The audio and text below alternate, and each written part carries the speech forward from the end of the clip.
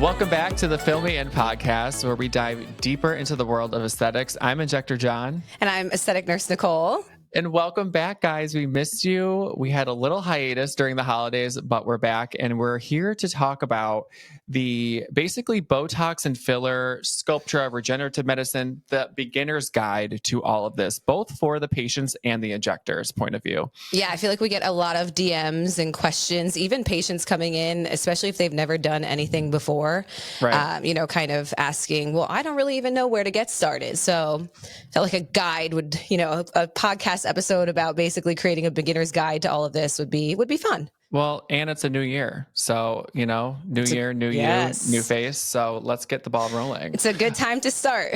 And it's a huge time in any type of office setting where a lot of new faces are walking through the door. So, and we're getting a lot of new patients this time of year that are wanting to work on themselves, their confidence. They want to, start a new skincare journey, all the things. So, basically, we're going to talk about, if you're a patient coming in and you are brand new to Botox or filler, I'm going to talk a little bit about Botox. You want me to do that, Nicole? Yeah, that's perfect. We can start there. Yeah. And talk about that point of view. Yeah, because I feel like, too, some patients even come in and they're like, I don't even know the difference between Botox and filler. Or they think they're the same. Yeah, they think they're the same thing. Exactly. Yep. And if you're a brand new patient and you're coming in and you're wanting to improve fine lines and wrinkles, a lot of people think that, especially in your 40s, 50s, and 60s, if you have deep lines, it's really hard for them to completely go away in one visit. And sometimes you might need other modalities, meaning skin treatments, resurfacing lasers, radiofrequency microneedling, anything like that to stimulate collagen to smooth those lines in the skin. Because what happens is say if you're in your 40s, 50s, 60s, or even in your 30s, and you're just a super expressive person and you created an indent in your forehead, whether it's between your brows, so your 11s, or your forehead, that line etches. Oh God, Nicole's this is the most movement I've ever seen with Nicole. She's pregnant. For those of you guys that don't know, oh my God, I can now show you. Yes, but if you have a deep line, sometimes that line can etch a scar in your skin, and once it does that, it's really hard for it to completely go away. And even after like 2 or 3, 4 visits, sometimes it's still there, but it's much less. Yeah. The whole goal for Botox is to minimize muscle movement that's causing lines and wrinkles in the skin. It's preventing at like the science level, basically acetylcysteine from attaching to that receptor, which acetylcysteine is responsible for muscle contraction. So it's blocking acetylcysteine from joining that receptor and causing muscle contraction. So Botox usually kicks in about 3 to 5 days is kind of the whether you're getting Dysport, Botox, Daxxify, you name it. And then fully kicked in 10 to 14 days. I think another thing we've talked about in many of our other episodes are touch-ups. We like to see new patients and a lot of our routine patients 2 weeks after just to follow up to make sure that the results are good, that they're happy. A touch-up is normal. Like if you go to Injector and they say it's not normal to have a touch-up, they're wrong. It's very normal. You can get Botox for years and you can still sometimes get a mild spock of one eyebrow. And a spock brow is basically when you're lifting and one brow's moving and the other one's not. And basically that means is how the Botox settled. Maybe one brow it settled better than the other, and you just might need 1 or 2 units over that brow just to relax it, and then everything will be even.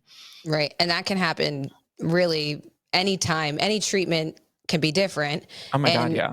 It can happen because maybe we hit a little vein and the vein took the Botox away, it floated it to another area, which a small amount of Botox, it's totally fine. Yes. Or you were just like too superficial. You didn't hit enough fibers. There's so many things that can happen.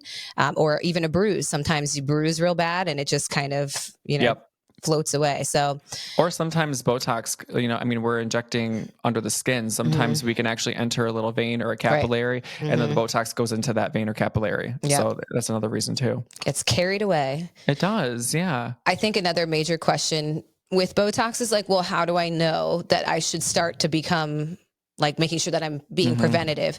And I always like to say, when you start to notice lines at rest, that's when you want to start. If you have no lines at rest, great. You don't truly need it yet. I think I'm a great example, especially right now. If you're seeing these little lines at rest, like you can kind of see through the middle of my forehead, that's probably a good time to start before they get much deeper. And if I let this go 5-10 years, Botox alone is probably not going to cut it.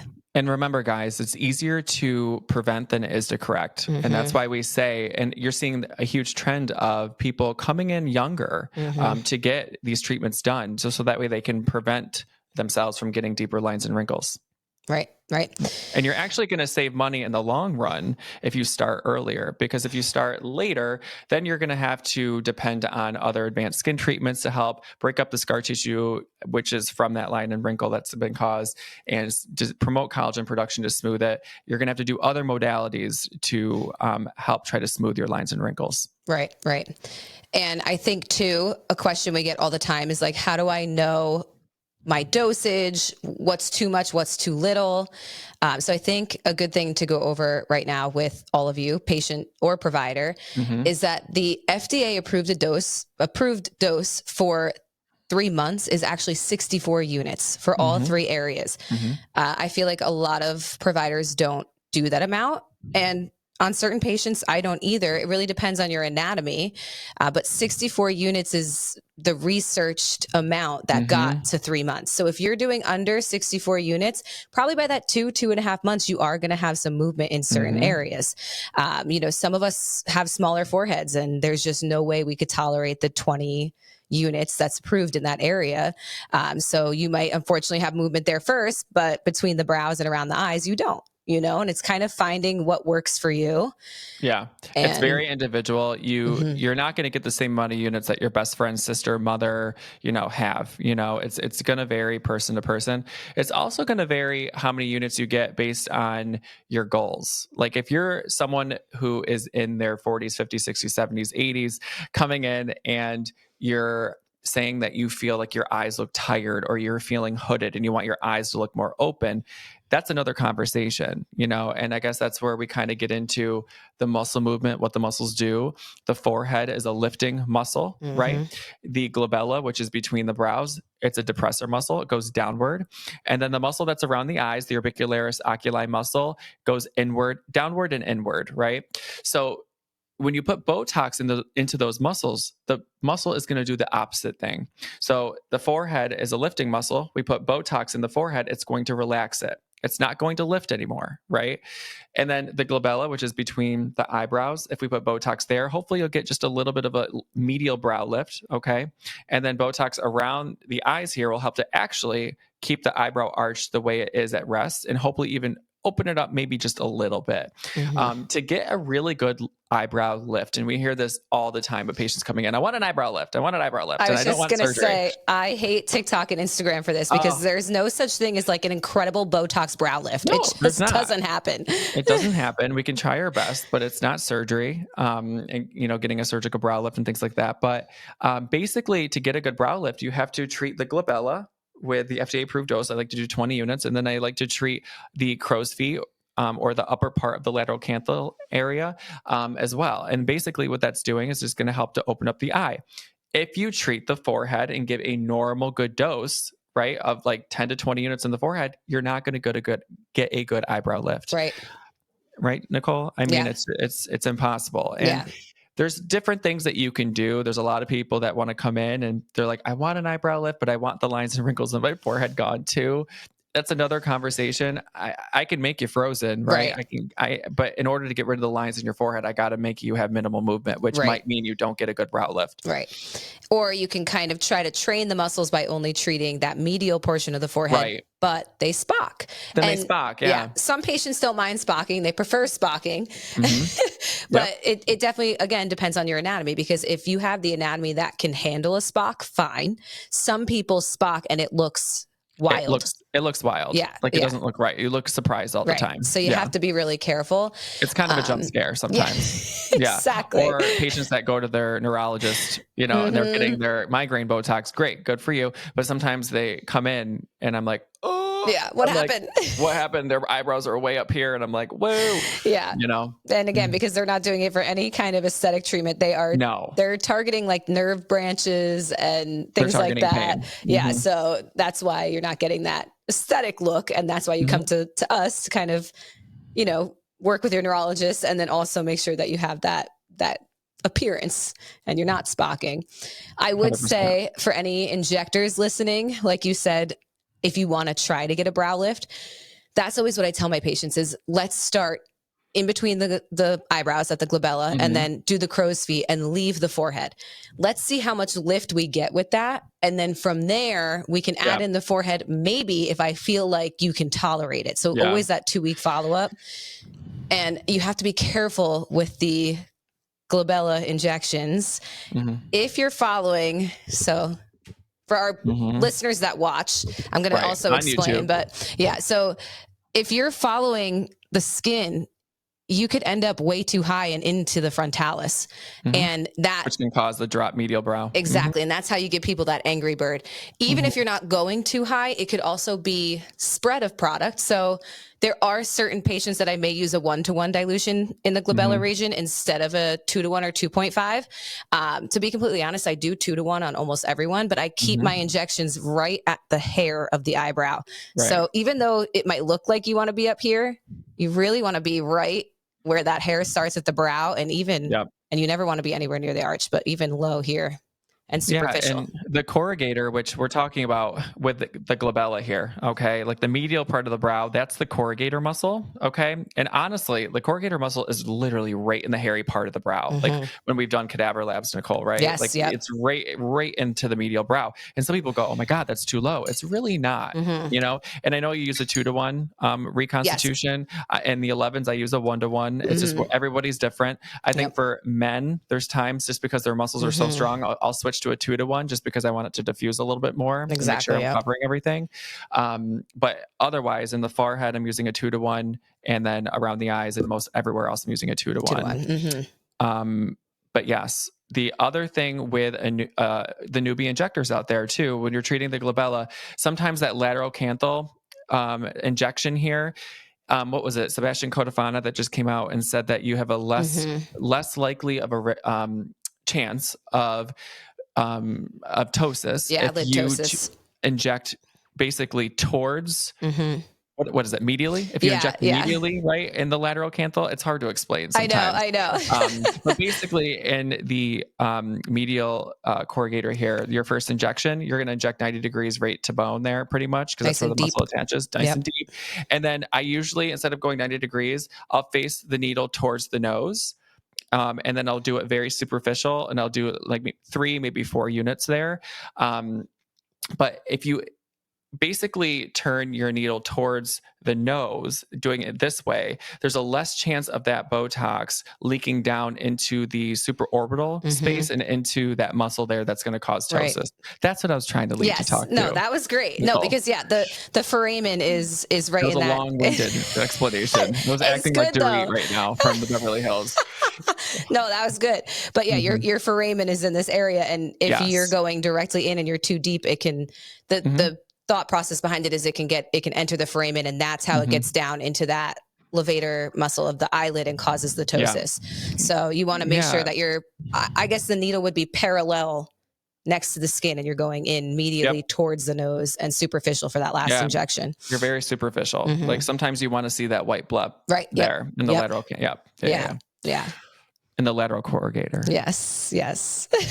If I said canthal before, it's because I'm tired. I don't think you did. Oh, good. I think I would have noticed, hopefully. Oh my God, good. I don't know. We'll listen back and find out. Oh my God.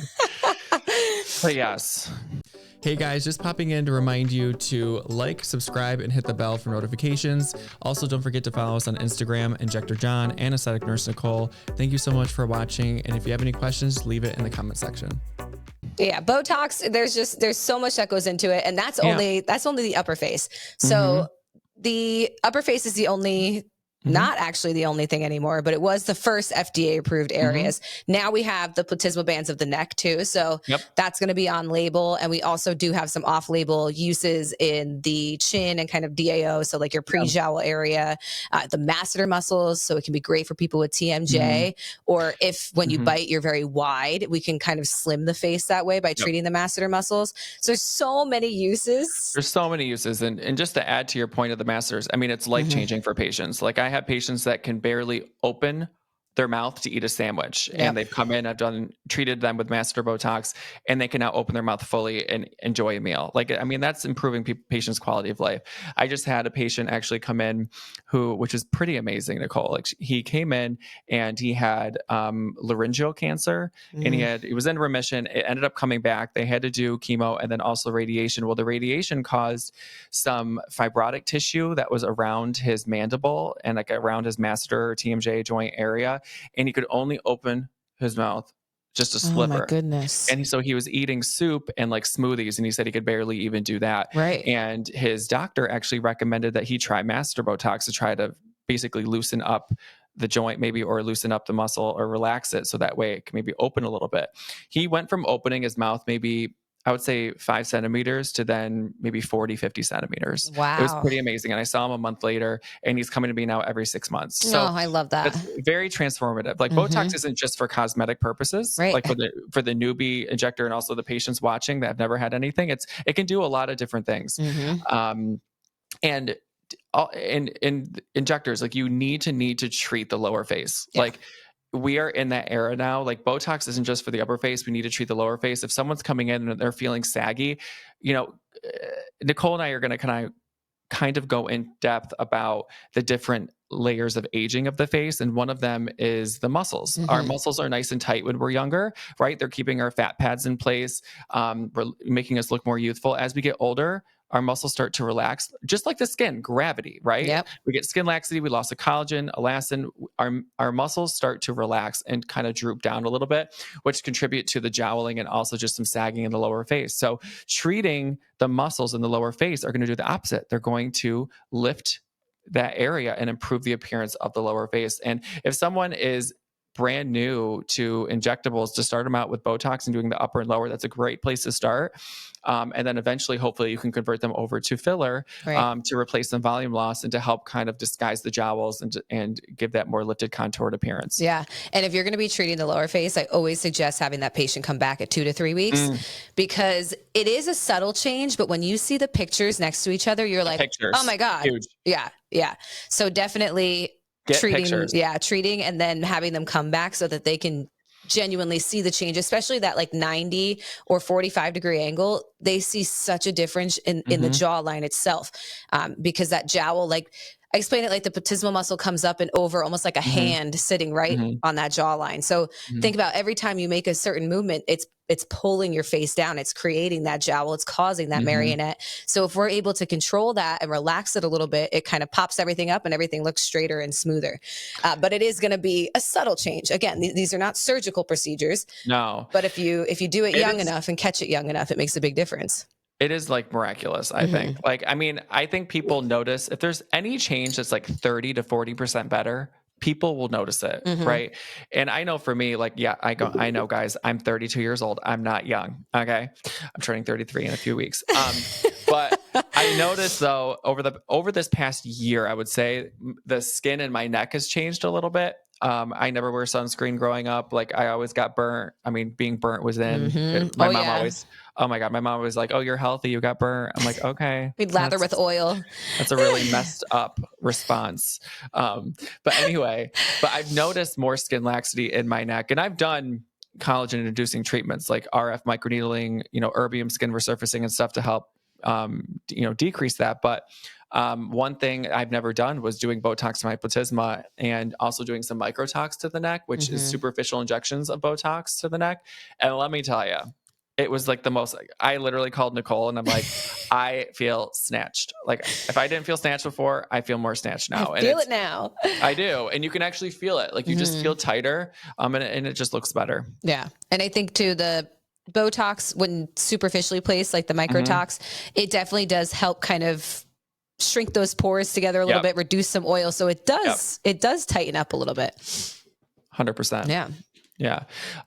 Is there anything more with Botox, Nicole, that we need to cover? Like, especially for a new patient coming in and for like new injectors? I think we went over all of it. Let's just talk about one last thing I want to discuss about Botox is that it's not a constant. So you're not going to get from that injection day to that 3 to 4 months of this constant result. Thank you.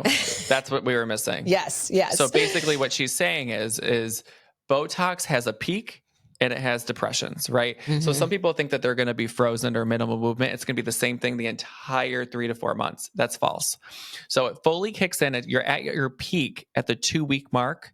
And then usually around week 8, so 2 months after injection is where you start to get a little bit of movement, and that is normal. So Botox just doesn't go up and then stay up here, and then at the 4-month mark just dip down. It goes up, it kind of plateaus, and then it starts to go down a little bit. And that's normal, especially if you've been getting Botox for years and years. Some people go, oh, no, it's not working. It's not working. Well, maybe you need a dose adjustment. You might need more, but that's a normal thing. Right, right. And there's always different brands too. Like I always explain to people, if you've been using Dysport for this long, we can try Botox or vice versa. But I find it funny too, because I had never gone more than probably 4 months without treating myself. Same. And like, I would even think sometimes like 2 months, like, oh, it's worn off. Like, oh my God, it's already wearing off. Look at me now. Go 8 months and let me know if you think your Botox was truly worn off at 3 months. Do you ever, like, there's sometimes like in the morning, like I feel like I'm like, oh, like I'm moving. And then towards the end of the day, I'm like, wait, it's less. And it makes sense because your muscles are more tired, right? You know, as the day goes on. As the day goes on. And if you're more consistent with your Botox, your muscles will atrophy more. So that's why in the morning, your muscles are stronger because they've rested, right? And then towards the end of the day, when you use it more, you do have less movement because of the Botox. It's working. Right. It's doing its job. Yeah. Oh my gosh. But I think we covered everything newbie Botox wise. Filler's a big one. Yeah. I mean, that's a huge topic. I feel like we could talk about new injector filler and also patients as well. Yeah. I think the big thing I wanted to start with, Nicole, with filler is patients coming in and worried that there's this filler phobia going on, you know, and I feel like there's some people that are fear mongering out there saying, don't get filler, be natural, we don't need it, or it's going to make you look fake or a certain way. I think a lot of celebrities have made people scared from seeing their pictures. And a lot of times it's surgery that's caused that. It could be also injectables as well, but I do think surgery also plays a role. But, you know, these fillers, Juvederm, Restylane, Revenus, RHA, all of them, they're all hyaluronic acid based fillers, right? We have hyaluronic acid that makes up our body, right? So when it's injected, yes, it's a foreign object, but it actually integrates within the skin. And people don't get that. Like, I think they think that when it's injected, it just stays like where a blob. It is. Yeah. But like through cadaver labs, when me and Nicole are, you know, we are injecting and then, you know, we're peeling back the face, the filler is integrated within the face and within the muscles or the skin tissue or the fat pads, right? Right. And there's different ways that we inject. Sometimes we inject needle to bone. And if we're doing that, a lot of times it's to create structure and lift, right? We're using a filler that is higher in viscosity, is more robust, higher G prime, we call it, higher cohesivity. So it's going to provide more lift and contour. If we're using a cannula or injecting a little bit more superficial than bone, then it's mimicking certain superficial and deep fat pads, right? And those superficial and deep fat pads dissolve over time. It's part of the aging process. You could explain the layers of the cake here if you'd like. Oh, sure. I'll explain the layers of the cake. Since you're talking about the deep and superficial. So basically it starts with, and a lot of people wonder how they get jowls, right? And I like to explain it in this 4-layered cake. You have your bone. We have bone absorption that happens as we age. So we lose bone, which is a major structural component of the face that provides lift and structure, right? Number 2 is we lose the superficial and deep fat pads of the face as we get older, right? And number 3 are muscles. Like I said before, our muscles are nice and tight when we're younger. So when we're nice and tight, then they're going to keep those fat pads in place, right? Everything's going to be held up and they're going to be beautiful. But as we get older, those muscles start to, with gravity, they start to become more elastic, and then they start to stretch and they start to sag a little bit, which contributes to the jowls and more sagginess in the lower face. Number 4 is the skin. We lose collagen, we lose elastin, which make up our skin, and those are responsible for keeping our skin looking tight and youthful. Different environmental factors like sun plays a huge role in aging of the skin, on that visual aspect of aging. Yep. Yeah. And there's certain fat pads that we target the deep ones are going to be underneath the muscle. The superficial is going to be above the muscle. So depending on what you're trying to treat, like before you're saying lift and contour and things like that, like when we're back on the cheeks or even in the front a little bit, we're aiming to be deep and in that deep fat pad or on the bone. And then in certain areas, like maybe closer to that medial cheek or under eye, the lip, we're going to be more superficial, or like the laugh line area might be a little bit more superficial. So there's different techniques in different areas to create different results. Yep. 100%. Yeah. Knowing your anatomy as a new injector, I think is super beneficial because obviously there's certain areas on the face where if you are injecting superficially, it might give a poor appearance to the area that you've treated. So kind of knowing best practices and investing in your training and things like that can be really beneficial. And as a patient, I think there's no harm in interviewing your injector or doing your research beforehand and really, you know, finding out and making sure. Sorry, a patient just tried to get in and it distracted me. Oh my God. Scandal. No, we have a sign on the door, but it's all glass. So like, you're like, hi. I'm like, go to the side. Want to be a guest on the Fill Me In podcast? But to lead us back into filler phobias, like it's kind of, you know, find an injector whose before and afters align with what you are looking for. And then, you know, doing your research on them, but there's no need to be afraid of filler if it's done correctly. Even, I mean, I treat multiple people a day with 5 to 6 to 7 syringes and you still look like yourself. You're not going to look overdone. You're not going to look puffy.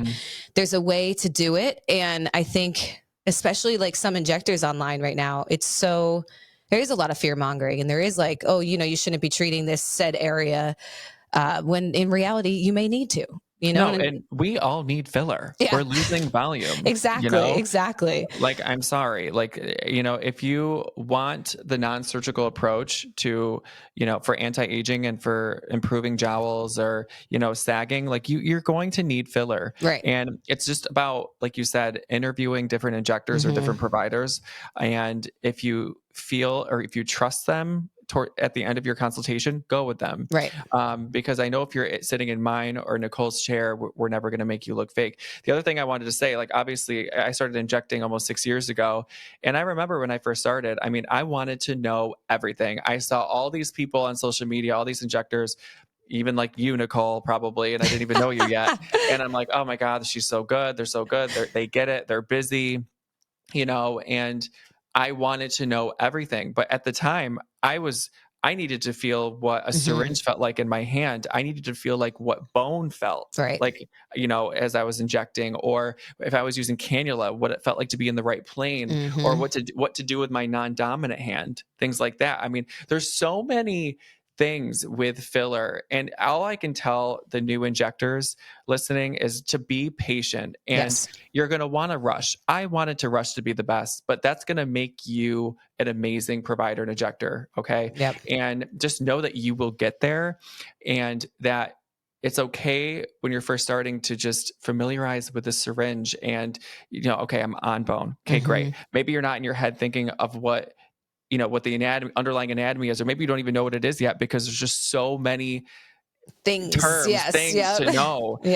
But you know what? I remember when I first started, I'm like, okay, I'm injecting the cheek. I'm on bone. I aspirate for 3 seconds. I inject. No blood return. We're good. You know, those are safety things. If you're on bone, you're usually safe, right? Yeah. Considered safer. Yes. Yeah. And if you're using a cannula, right? I think, what is it? The percentage? It's like 70 to 75% lesser chance of a vascular occlusion and getting blood return. But, you know, the injectors watching, you know, more advanced or newbies, I've had a positive aspiration with using a cannula. So it can happen too. Yeah. It's never 0% with that cannula. Never 0. You always want to still aspirate. And with the cannula, the thing is too, you're always moving for the most part when you're using a cannula. So a moving needle or a moving cannula is always going to be your safest, because if you're thinking about if you enter and when you enter, you're in an artery or a vessel, when you move that around, basically you're going to come out of it. So even if you do drop, it's probably going to be a little bit that the body can clear itself, you know? So a moving needle or a moving cannula is always considered your safest. boluses are always going to be a little bit more of your high risk, but that's why we aspirate for a good amount of time and don't do too high of a bolus. Also, and I was told this before in a training, and it kind of makes sense. And it was actually in a Sculptra training and actually how I inject my Sculptra, and I actually lessen the chances. I use a needle when I inject Sculptra. There's some people that use cannula. With the new reconstitution with Sculptra, it's actually great. Like I don't have issues with any of the Sculptra particles clogging my needle or cannula, but I will say that I have more clogging of the cannula just because it's longer. But I use a 25 gauge 1.5 needle when I'm doing Sculptra. And actually, as I'm injecting Sculptra, I insert the needle into the skin, and I'm in that subcutaneous layer. Okay. And I'm actually pushing on the syringe as I'm antegrade and retrograde, constantly as I'm moving. And if I do that, you're actually pushing vessels away.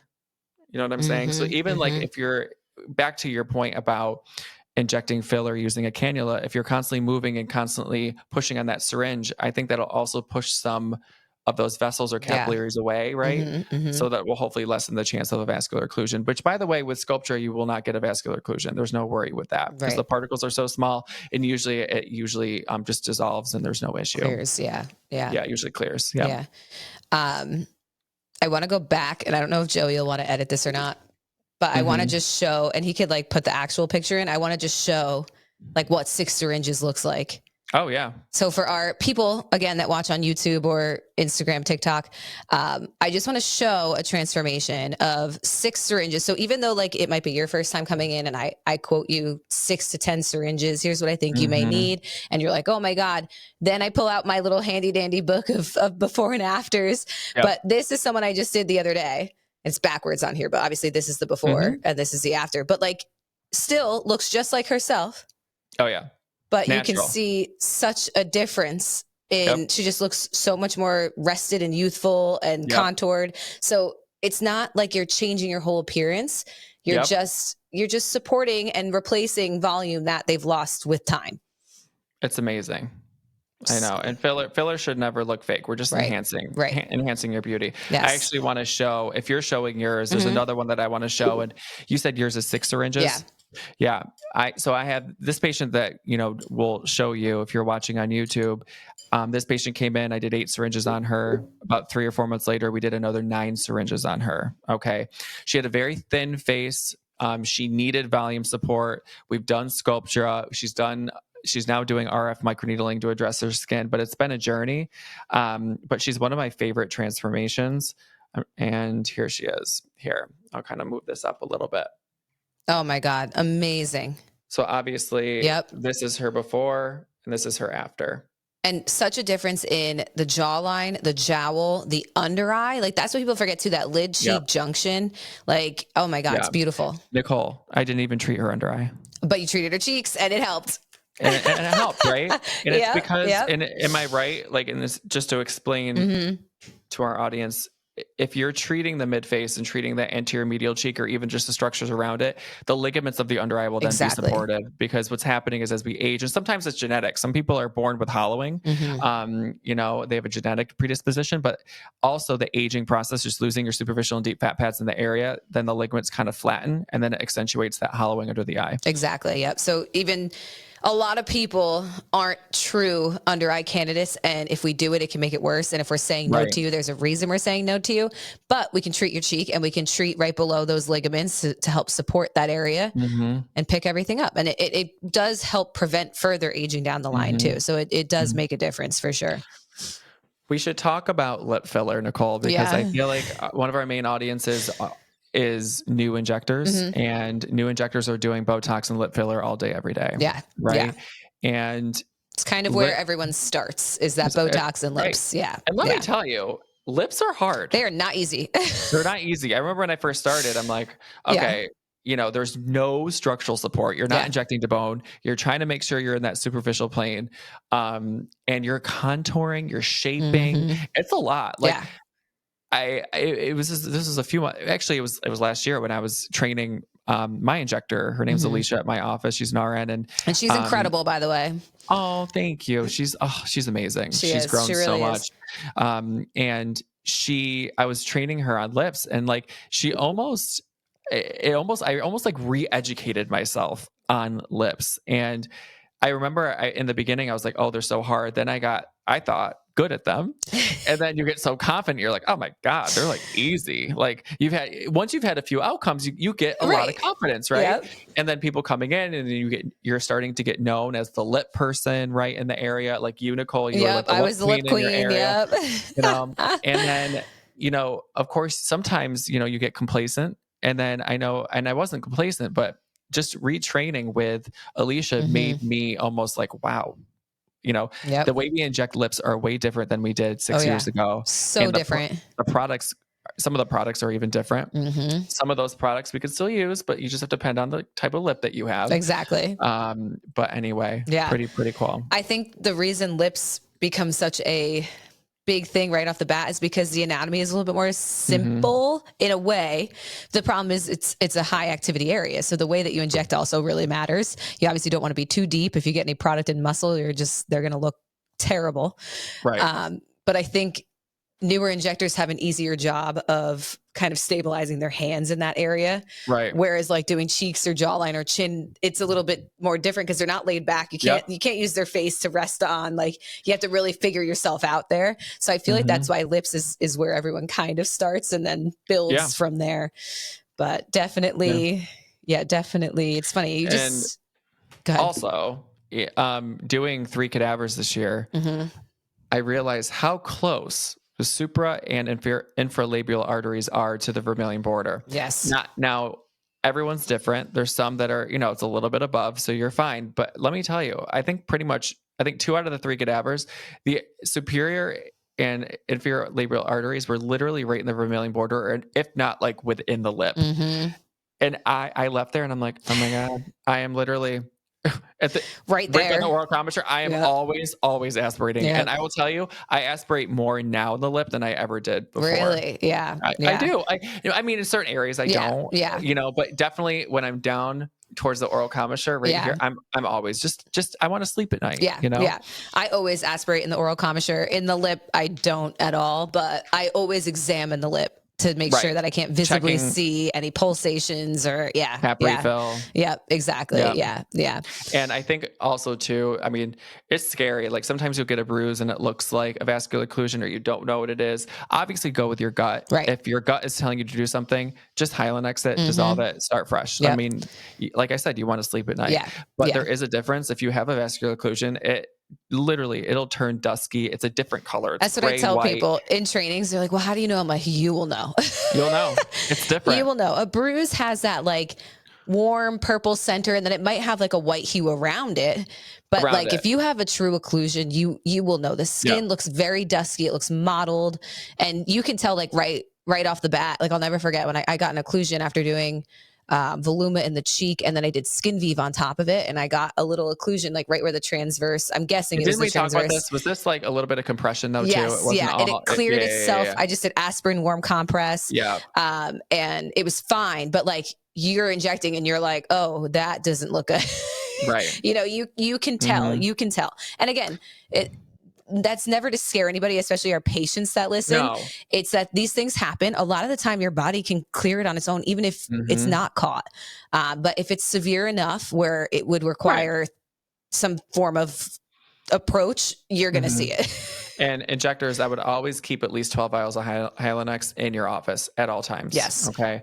And, community over competition. I mean, be really friendly with all of your injectors in the area, because if you ever need anything, give them a call. 9 times out of 10, they're going to help you. 10 times out of 10, they're going to help you. And it will happen, whether it's Hylenex or something else. Like you will need a friend in the area. Oh yeah. So make them. Oh my God, Nicole, like this holiday season, especially with the UPS strike and stuff. Yeah. It was nuts. I was having to reach out to other vendors or, medical suppliers to get supplies. It's crazy. Yeah. No. So it's smart to have friends. Yes. So we touched base on Botox, which is your neuromodulator. It's going to paralyze the muscles so that you don't create lines. We then touched on filler, which is going to be your hyaluronic acid. So that's really just going to create volume, help with lights and shadows. Now I want to get into Sculptra, Bio Stimulators, PRP, things of that nature. Hyperdilute radius, all the things. Yes. So I personally don't work with hyperdilute radius. We are getting into Sculptra, which I'm going to make Jon come and train me on. I don't. Oh, exciting. I actually don't do hyperdilute radius okay, either. yeah. I figure you can use Sculptra.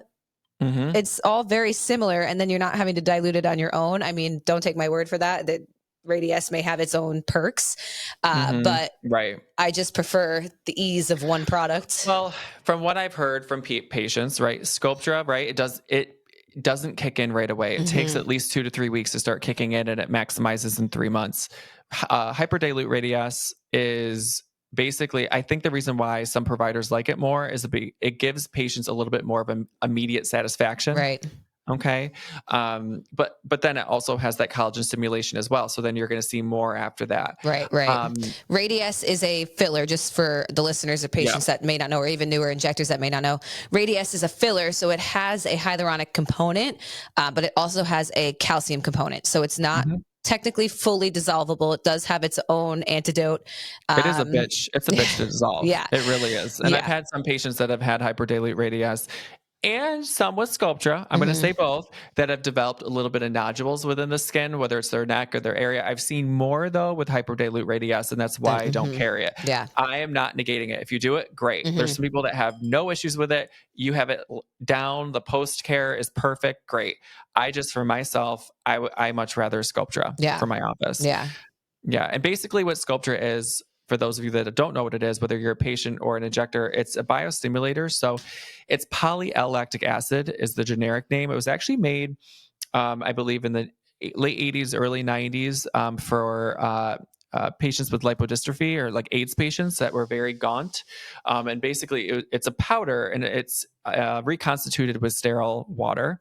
And then we inject it under the skin, and basically that molecule basically stimulates the body to, in layman's terms, to produce collagen and elastin, which are pivotal in keeping the skin firm and tight and youthful, but also it restores some natural volume as well. And it does usually fully kick in 3 months, and it lasts as long as 2 to 3 years, which is great. For me and my practice, for injectors that are listening, I like using it in conjunction with fillers, especially. It's a nice icing on the cake. You know, once you get patients looking great with neurotoxin, like your Botox Dysport and then filler, I love doing Sculptra just because it really does give the skin a really nice glow, and it helps to restore volume really well, sometimes in that submalar area. So the area between the zygoma and the jaw. And it's really nice for some of those fine lines, kind of those right through here in the cheek area as well. We can use Skin Vive there as well. I was just going to say that's a good option. We love Skin Vive. But Skin Vive won't create that reproduction of that collagen, correct? Now, Leslie Fletcher was watching. She would say that you're going to get some neocollagenesis from it. There are studies that back it up, and I'm aware of that. But it wasn't what it was created for. So it's kind of what we're seeing as we're using it. I personally love Skin Vive. And I think for people that do have those more like radial lines and they smile and things like that, it's really great to kind of chase those a little. And I've been using it a lot for acne scarring. And specifically on myself, I can see now that I haven't been able to have Skin Vive. And before I got pregnant, I probably hadn't had it in a couple of months. So I've noticed that it's fully worn off. And a lot of my acne scarring is more visible now than it ever was because of the Skin Vive. So I don't know. I think you're very hard on yourself, Nicole. She's thanks, Jon. No, she's literally perfect. And you're like doing so much skincare right now. Yeah. Like pregnancy safe skincare. Yes. I'm trying to make sure that I do everything I can in the meantime. So all of this like regenerative medicine, this is, our good friend, Olivia Salmon, who lives down in Nashville, Tennessee. She is, I feel like, huge with regenerative medicine, everything that's coming down, in the pipeline, especially that's overseas in Europe. We're a little bit behind than Europe. They're doing, I think, a lot more over there, but it's starting over here. And, obviously Sculptra was the start, but then PRP, PRF injections, which is basically taking your own blood we spin it in a centrifuge, and then it basically strips it down to your own platelet-rich plasma or platelet-rich fibrin, which has your own growth factors and stem cells. And patients are, we were doing it, the vampire facial that Kim Kardashian started, right? Like, she was, doing microneedling and they were microneedling in her own PRP. And that's kind of what started that. And then people said, well, if it's stimulating collagen that way or decreasing downtime, why can't we inject it under the skin? So patients are now like you, Nicole, like you just taught me how to do PRP under eye. And I'm starting to do that in my office because not everybody is an under eye filler candidate. So we're starting to do PRP under eye for them. And that is helping with the crepiness under the eye, some natural volume. And patients are loving that. Yep. Yeah, no, definitely. And it's your own growth factor. So you really don't get much better than that. Right. And now we have an option, which it doesn't have an FDA indication yet for under eye injections or injections under the skin, but PDGF, which is platelet-derived growth factor, which is, it was made by a company, Essence. It's kind of the newest in regenerative medicine, and it's kind of taken the US by storm, I think. We're using it now at Toxin Pow, and right now it's FDA approved to use on compromised skin after radiofrequency microneedling, after erbium skin resurfacing, things like that, to decrease your downtime. And what platelet-derived growth factor is tongue twister. It's a tongue twister. That's what it is. What it is, so basically it was formed to actually regenerate skin tissue for diabetic foot ulcers, which is pretty amazing. And then orthopedic surgeons took it and they were using it to augment bone or fractured bone, and they were finding that bone was healing much quicker. Now it's in the world of aesthetics, and it's being used topically after those skin resurfacing and radiofrequency microneedling treatments. And basically it's 1,000 to 3,000 times more potent than PRP or PRF alone. So it has 1,000 to 3,000 times more growth factor than your own PRP, which is great. So, and people are now using it. Stuck to get your. And that's the huge thing. So if you don't want needles, PRP needles, right? Taking your blood drawn. Some people get really squeamish with that. You can have PDGF now, which a lot of practices are now offering. Yeah. Yeah. Well, I'm curious to see like a couple months down the line. I mean, I had it done, and I will have to show anyone who is watching us on YouTube will show my before and after. So I had radiofrequency microneedling done in November, and and I'm more pale skin. I'm of French descent, so I get very, very reactive and very red. And usually after RF microneedling, I'm red for 2 days and then pink and then back to normal. So kind of like 2 days of downtime. I did PDGF, and you leave it on for 6 hours after the treatment. I woke up the next day, it looked like nothing was done. Yeah. Like my husband was like, oh my God, this is amazing. Like, and it's great for people that can't really afford the downtime. Right. It's PDGF is wonderful. And I've tried PRP on top of it. PDGF is just so superior. Yeah. It's incredible. I actually called Jon after that and I was like, talk to your rep. Can I use this while pregnant? Probably not. The answer was no, but no. And then in our office, we're going to start injecting PDGF in the scalp to stimulate hair growth as well, just because it has that 1,000 to 3,000 times more potency than PRP. So there's a lot more that's going to come to it. I think other practices are starting to injecting it under the eye or mixing it with filler or skin weave, things like that, and injecting it superficially. Like I said, that's off label. Right. And I think it's in the studies right now. People are starting to work on that, but I can't wait for more data to come out from that. Yeah. Yeah. No, it's going to be very interesting. And I always love to throw my little 2 cents. Always check your states. Check your states. Laws and regulations before you add anything in. Right. Topically, it's usually fine. But if you are going to start to think about injecting it, I would just talk to your lawyers first. Yeah. I don't know. To kind of end with all of this, I think that it's really important for patients that are watching or listening to us that you're not going to cure everything in one office visit. It's impossible. And a lot of patients come in and they want one treatment that's going to get rid of all their problems. And it's honestly going to take patience and time to solve your problem. You're going to see, some improvement, with each session or each treatment, but it's a journey. Right. We all get, every injector, every provider gets it. It's expensive. Yeah. These are all out-of-pocket things, right? But if you're going to an injector and they're saying that they can get rid of all your problems in one office visit, run. Yep. It's not going to work, and they're lying. Yeah. And this comes from experience, right? And I have a couple of patients to this day that, they're like, I thought I'd see more after, 3 sessions of microneedling, but they have years and years of sun damage, right? But they didn't want the downtime of a skin resurfacing laser. So we started with microneedling, right? So it's like, yeah, you have it's a journey. And you have to be willing to not only invest the money, but the time, But the time. Yeah. And I would always say, just remember that there's 5 layers. It's not just one layer. You got your 2 layers of fat, you got your muscle, you got your skin, you got your bone. There's so much that goes into it. So your regenerative medicine, your lasers, your skin weave, your fillers, your Botox is all going to work together.